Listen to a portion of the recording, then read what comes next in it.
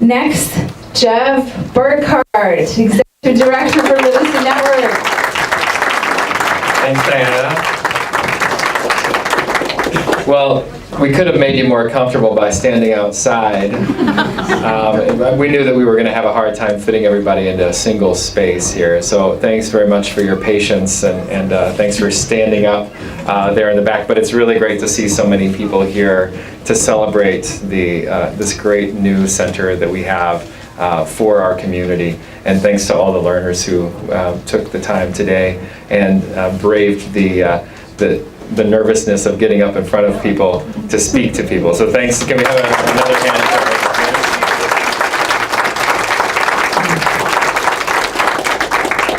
And thanks very much for taking time out of your schedule today for this grand opening of this new center. And we actually have been in this space for about 5 weeks now. And every day I come to work, I just feel so lucky to be in a space that is sufficient for our learners, for our staff, for our volunteers.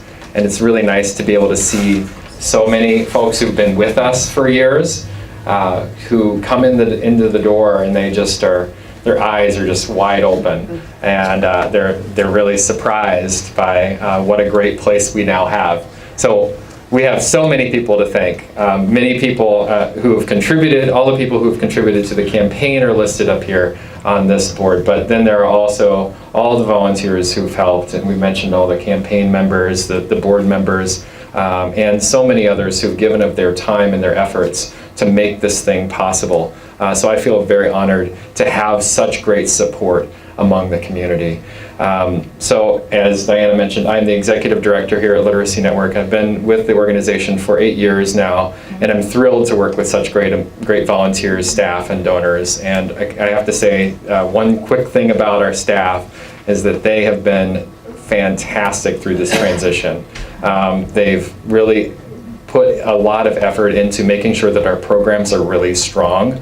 And even during this period of time when we've been raising the money in the Capitol, and myself and Jen Davey, our development director, have been really focused on this space, our programs have improved so much in that period of time. We've been working on this for a couple of years, and to see the retention of volunteers in our programs, and to see how many volunteers we were able to pull into the program, and now that we have a huge new facility, we actually have filled this space up in no time. It was actually on September 12th when we had our first opening day for students to come in. We were doing a registration, and that registration period started at about 3:30, and I was sitting in my office and I started to hear this hubbub, and and I come out of my office in the lobby. Right, we walked in, it was completely filled. And all of the tutoring spaces, the individual tutoring spaces, they were all filled up.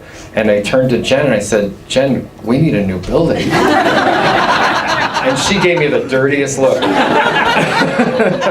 So it does feel great to not only be in a very nice space that's beautiful, but to also be in a space that is well utilized and we know that we can grow into. So it feels really great for us to have such a great impact every day, to see that joy and laughter of learning that our students come in with every day, to see our students come through the door and they walk in smiling and they come out smiling even more. So that's just really rewarding. It makes my job really enjoyable. But I have a question for you. Does this really make a difference? And how do we know if it does? What do you think? Yes. How do we know? Well, we can see the smiles on the faces, right? But there are lots of empirical pieces of evidence. So one study done with nearly 1,000 adults over a 10-year period, done by Dr. Stephen Ritter, shows that it makes a profound difference. With participation of 100 or more hours in adult education, participants averaged $9,621 a year more in their earnings. Wow. That's poverty reduction. right? So adult education makes a big difference. That's over what they would have earned if they hadn't participated in adult education. And that increase is enough to pull people out of poverty. That impact is not immediate. It doesn't happen in a 3-week period. It doesn't happen in 3 months. It usually takes 5 to 6 years, and sometimes even after people exit the programs.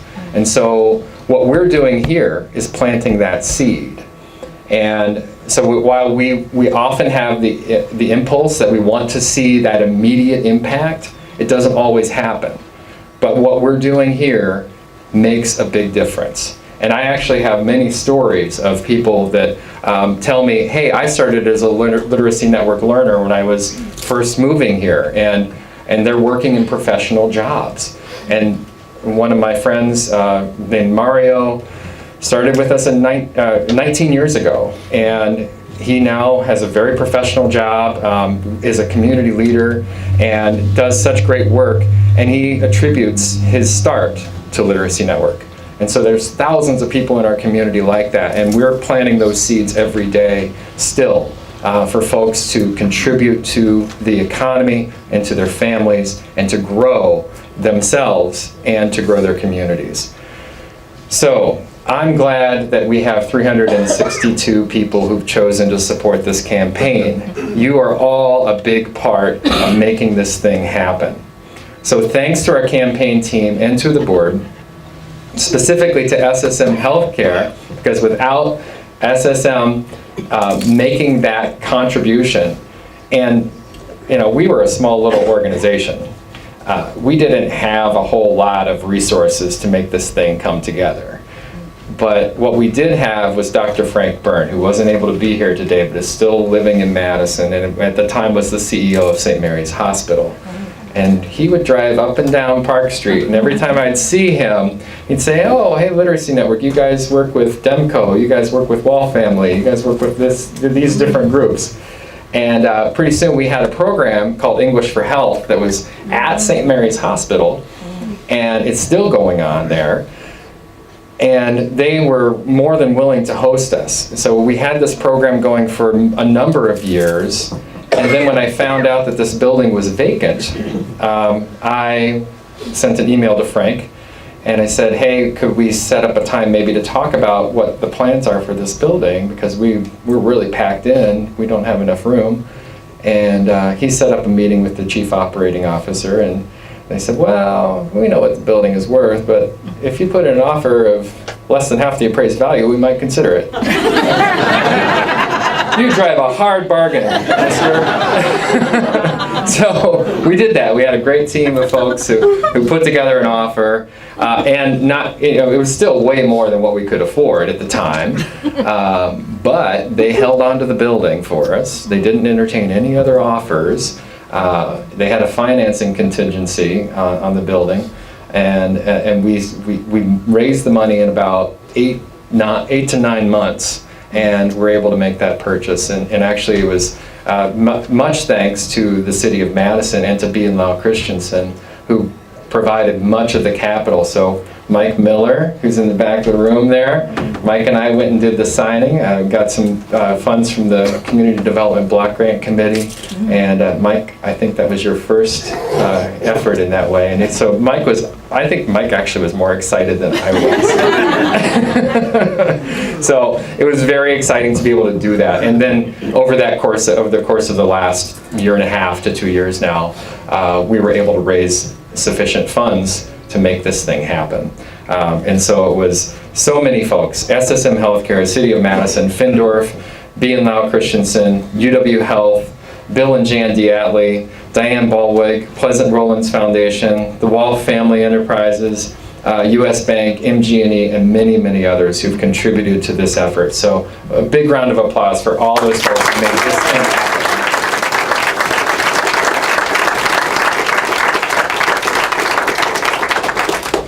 And so I mentioned that there are 730 adults in our programs right now, and not just here, but in 29 total locations that include schools, libraries, workplaces, community centers, including partner organizations like Centro Hispano, and many others who are a part of this broad network that we've built. So 730 adults are in programs right now, but 115 people are on a waiting list right now.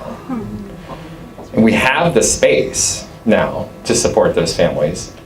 But what we need now is to build the capacity financially of the organization so that we can reduce those waiting lists and hopefully eliminate those waiting lists. Because we know that there are 55,000 adults in Dane County alone who struggle with reading and writing skills, who need that support.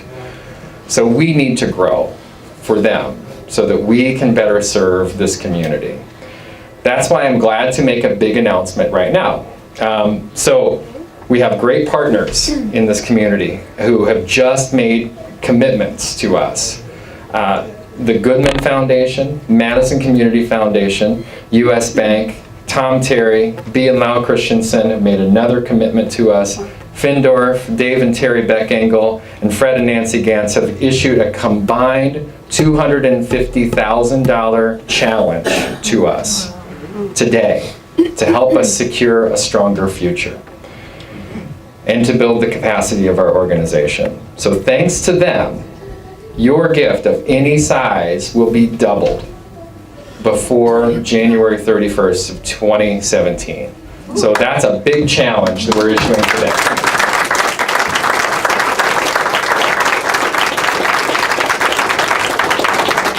So if you have your checkbook, feel free to write us a check, but think about whether you can contribute to helping to build the capacity of this organization so that we can serve many more folks in the community. And you'll hear more about this. Please check out our website at litnetwork.org. Learn more about what we're doing on Facebook. We've got a lot of great stories of our learners. Again, thank you so much for being here today, and thanks for sharing in this great moment with us.